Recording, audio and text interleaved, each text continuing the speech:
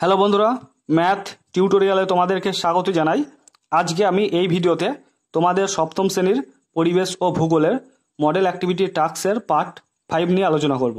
তো এর আগে তোমাদের 4টে মডেল অ্যাক্টিভিটি টাস্ক দেওয়া হয়েছিল।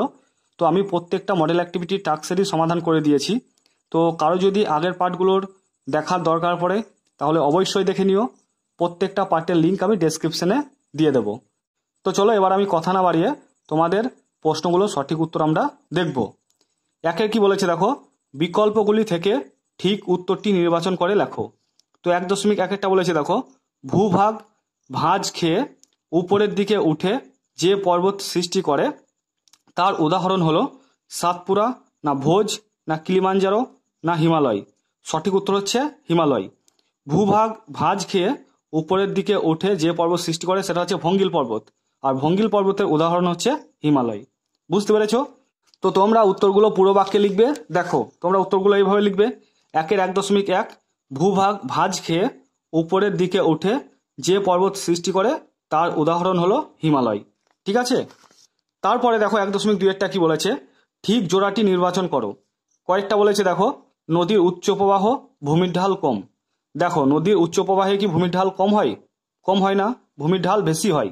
কারণ কোনো একটা নদী যখন পার্বত্য অঞ্চল থেকে সৃষ্টি হবে, মানে পর্বত থেকে সৃষ্টি হবে ধরো, তখন পর্বত থেকে আসার মুহূর্তে তার ভূমির ঢালটা কি হবে? উঁচু হবে, মানে একদম খাড়া থেকে নামবে। তাই ভূমির ঢাল কম হয়, এটা ভুল, ভূমির ঢাল বেশি হতো। তারপর ক্ষয়টা বলেছে দেখো, নদীর উচ্চ প্রবাহ, নদীর প্রধান কাজ ক্ষয়। এটা কিন্তু ঠিক। কেন ঠিক?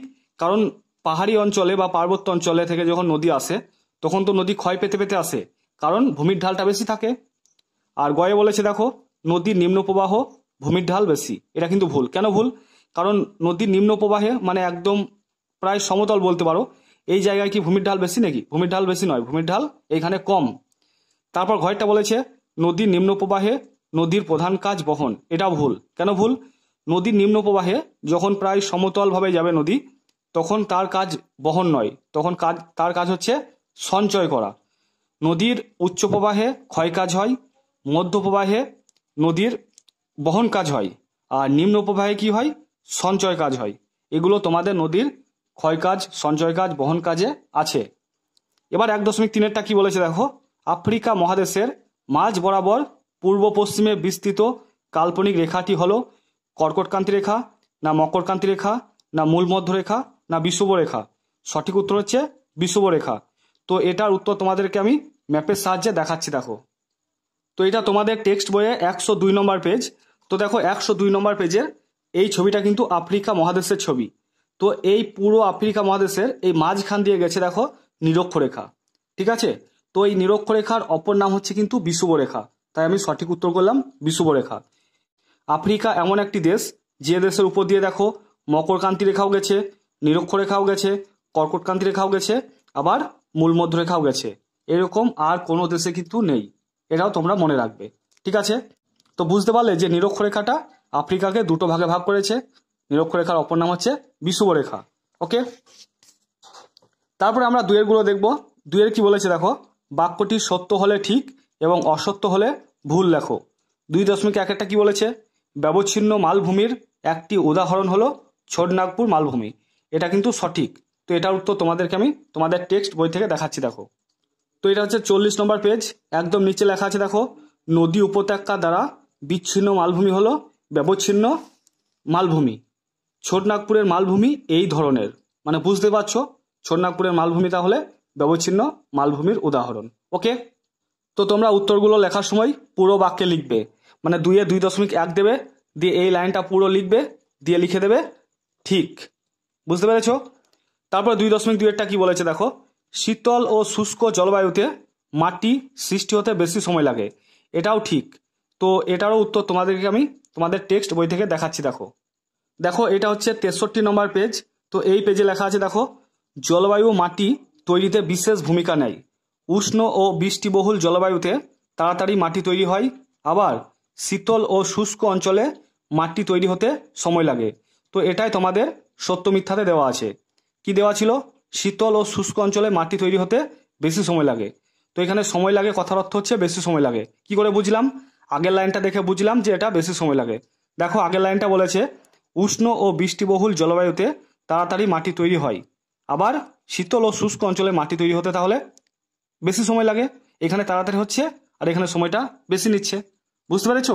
তো চলো এবার আমরা পরের প্রশ্নে আসছি। দেখো এবার দেখো 2.3 কি বলেছে, জুলাই মাসে উত্তর আফ্রিকায় যখন গ্রীষ্মকাল, দক্ষিণ আফ্রিকায় তখন শীতকাল। এটাও কিন্তু ঠিক। তো তোমরা পুরো বাক্য লিখবে, দিয়ে তীরচিহ্ন দিয়ে লিখে দেবে ঠিক। তো এটাও তোমাদের টেক্সট বইয়ে আছে, দেখবে টেক্সট বইয়ে লেখা আছে যে আফ্রিকার একই সময়ে উত্তর আফ্রিকায় আর দক্ষিণ আফ্রিকায় আলাদা জলবায়ু দেখা যায় কেন। এটার অর্থ যখন উত্তর আফ্রিকায় গ্রীষ্মকাল হবে তখন দক্ষিণ আফ্রিকায় শীতকাল হবে। ঠিক আছে, তো চলো এবার আমরা 3 দাগেরগুলো দেখব। 3 দাগে বলেছে দেখো সংক্ষিপ্ত উত্তর দাও। 3.1 বলেছে সুউচ্চ হিমালয় পর্বত কিভাবে আমাদের দেশের জলবায়ুকে প্রভাবিত করে। তো আমরা এবার এটা সঠিক উত্তর তোমাদের টেক্সট বই থেকে দেখাবো। তো এটা হচ্ছে তোমাদের টেক্সট বইয়ের 44 নম্বর পেজ। তো 44 নম্বর পেজে দেখো এখানে এই দুটো পয়েন্ট তোমরা লিখবে। খাতার মধ্যে 3.1 দেবে, দিয়ে 1 নম্বর আর 2 নম্বর পয়েন্ট লিখবে। কি লিখবে দেখো, জলীয় বাষ্পপূর্ণ বাতাস পর্বতে বাধা পেয়ে বৃষ্টি হয়। হিমালয় পর্বতে বাধা পেয়ে দক্ষিণ পশ্চিম মৌসুমী বায়ু ভারতে বৃষ্টিপাত ঘটায়। 2 নম্বর দিয়ে লিখবে, পর্বত বিরাট প্রাচীরের মতো উষ্ণ এবং শীতল বায়ুপ্রবাহকে আটকাতে পারে। শীতকালে সাইবেরিয়ার তীব্র ঠান্ডা বাতাসকে বাধা দিয়ে হিমালয় ভারতের শীতের তীব্রতা কমিয়ে দেয়। তো তোমরা এই দুটো পয়েন্ট কিন্তু লিখে দেবে। তো চলো এবার আমরা নেক্সট প্রশ্নে আসছি। তো দেখো 3.2 কি বলেছে, মাটির দানার আকারের উপর ভিত্তি করে মাটির শ্রেণীবিভাগ করো, প্রতিটি শ্রেণীর একটি করে বৈশিষ্ট্য লেখো। তো আমরা এবার এইটা সঠিক উত্তর তোমাদের টেক্সট বই থেকে দেখাবো। দেখো তো এটা হচ্ছে তোমাদের বইয়ের 64 নম্বর পেজ। তো তোমাদের কিন্তু আমি যেগুলো মার্কিং করেছি সেগুলোই লিখতে হবে। কি লিখবে, মাটির দানার মাপ বড় না সূক্ষ্ম তার উপর ভিত্তি করে মাটির শ্রেণীবিভাগ করা যায়। বেলে মাটির দানা মোটা, দানাগুলোর মধ্যে ফাঁক বেশি। তারপর এখানে লিখবে, এঁটেল বা কাদামাটির দানা সূক্ষ্ম, দানার মধ্যে ফাঁক এতই কম যে জল ঢাললে জল দাঁড়িয়ে থাকে। তারপর লিখবে, দোআঁশ মাটিতে বালি আর কাদার ভাগ সমান সমান থাকে, জল বাতাস ও অন্য উপাদান সঠিক মাত্রায় থাকে। তো তোমরা এটাকে আমি যেভাবে লিখেছি সেইভাবে পয়েন্ট করেও করতে পারো, বা তোমরা এটাও লিখতে পারো। দেখো আমি পয়েন্ট করে লিখেছি। কি লিখেছি দেখো, মাটির দানার মাপ বড় না সূক্ষ্ম তার উপর ভিত্তি করে মাটিকে 3 ভাগে ভাগ করা যায়, যথা 1 নম্বর দিয়েছি বেলে মাটি, দিয়ে বেলে মাটির দুটো বৈশিষ্ট্য দিয়ে দিয়েছি। দেখো এই মাটির দানা মোটা, দানাগুলোর মধ্যে ফাঁক বেশি। তারপর দেখো 2 নম্বরটা এঁটেল মাটি, এই দানা সূক্ষ্ম, দানার মধ্যে ফাঁক এতই কম যে জল ঢাললে জল দাঁড়িয়ে থাকে। তারপর দেখো দোআঁশ মাটি, এই মাটিতে বালি আর কাদার ভাগ সমান থাকে। তো তোমাদের টেক্সট বই থেকে আমি লিখেছি, জাস্ট এগুলো পয়েন্ট পয়েন্ট করে দিয়েছি যাতে দেখতে ভালো লাগে। বুঝতে পেরেছো? এবার আমরা নেক্সট প্রশ্নে আসবো। দেখো তো দেখো 4 প্রশ্নটা কি বলেছে, আফ্রিকা মহাদেশের নিরক্ষীয় অঞ্চল ও ভূমধ্যসাগর সন্নিহিত অঞ্চলের স্বাভাবিক উদ্ভিদ কিভাবে জলবায়ু দ্বারা নিয়ন্ত্রিত তা ব্যাখ্যা করো। তো এটা সঠিক উত্তর আমি তোমাদের টেক্সট বই থেকে দেখাচ্ছি। দেখো তো দেখো এটা হচ্ছে তোমাদের 109 নম্বর পেজ। তো 109 নম্বর পেজের আমি যতটুকু বলবো ততটুকুই তোমরা লিখবে। প্রথমেই তোমরা এই নিরক্ষীয় চিরসবুজ গাছের অরণ্য জায়গায় লিখবে নিরক্ষীয় জলবায়ু অঞ্চলের স্বাভাবিক উদ্ভিদ। কি লিখবে, নিরক্ষীয় জলবায়ু অঞ্চলের স্বাভাবিক উদ্ভিদ, দিয়ে এই কথাগুলো লিখে দেবে। কি লিখবে, নিরক্ষরেখার কাছাকাছি অঞ্চলে সারা বছর গরম, মোট বৃষ্টির পরিমাণ 200 থেকে 250 সেমি, সরাসরি সূর্যকিরণ আর সারা বছর বৃষ্টিতে এখানে শক্ত কাঠের ঘন জঙ্গল সৃষ্টি হয়েছে। মেহগনি, রোজাউড, এবনি এই ঘন জঙ্গলের প্রধান গাছ। পাতা ঝরানোর নির্দিষ্ট ঋতু না থাকায় গাছগুলো সারা বছর সবুজ দেখায়, তাই এর নাম চিরসবুজ গাছের অরণ্য। প্রথমে কি লিখবে বললাম, প্রথমেই লিখবে এই কথাটা, নিরক্ষীয় জলবায়ু অঞ্চলের স্বাভাবিক উদ্ভিদ। তারপরে যেটা আছে সেটা আমি লিখে দিয়েছি। তারপরের পেজে দেখো 110 নম্বর পেজে এখানে লেখা আছে দেখো ভূমধ্যসাগরীয় উদ্ভিদ।